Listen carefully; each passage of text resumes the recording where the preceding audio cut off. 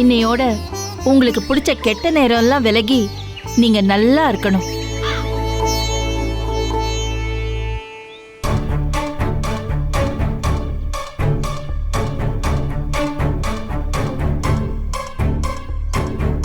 மா என்ன?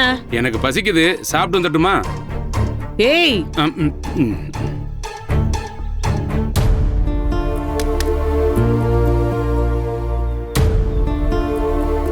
வாப்பா கதிரு, வா. இப்பதான் உனக்கு வழி தெரிஞ்சுதா? செய்ய வேண்டிய சமூக சேவையெல்லாம் முடிச்சிட்டியா? இல்ல இன்னும் மிச்ச மீதி பாக்கி இருக்கா? என்னம்மா பேசுறீங்க நீங்க? வேற என்னடா பேசுவாங்க?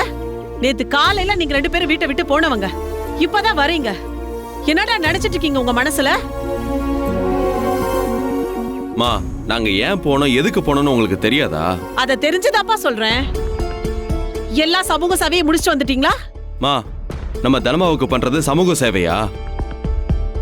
உன்னால எப்படிமா அப்படி எல்லாம் பேச முடியுது? என்னடா நம்ம தனமா? யாரா இருந்தாலும் நம்ம அடுத்தவங்களுக்கு உதவி பண்றதுக்கு ஒரு எல்லை இருக்கு. அதை தாண்டி ரொம்ப எல்லாம் போக கூடாது.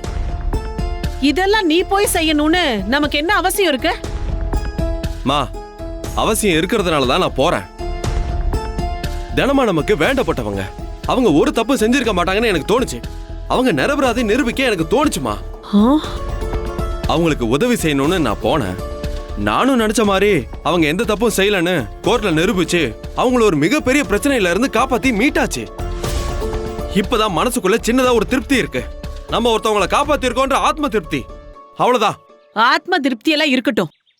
அந்த தனத்தை வெளியில கொண்டு வந்தது மூலமா நீ இப்ப போலீஸோட பகையை சம்பாதிச்சிருக்கியே, அதுக்கு என்ன சொல்ற? எனது போலீஸோட பகையை சம்பாரிச்சிருக்கனா? என்ன சொல்றீங்க? எனக்கு புரியல. ஆமா மாமா, தனமா கேஸ்ல தப்பு பண்ண போலீஸ் எல்லாரையுமே வேலையை விட்டு தூக்கணும்னு சொல்லிருக்காங்க. அப்ப மத்த போலீஸ் எல்லாம் உங்க மேல கோவப்பட மாட்டாங்களா?